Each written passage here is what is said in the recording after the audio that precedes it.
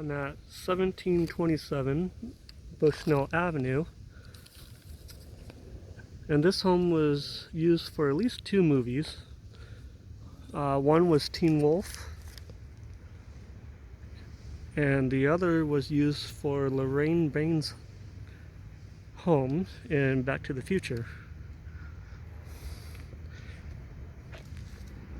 And this is probably the tree that George McFly climbed up when he was spying on Lorainne.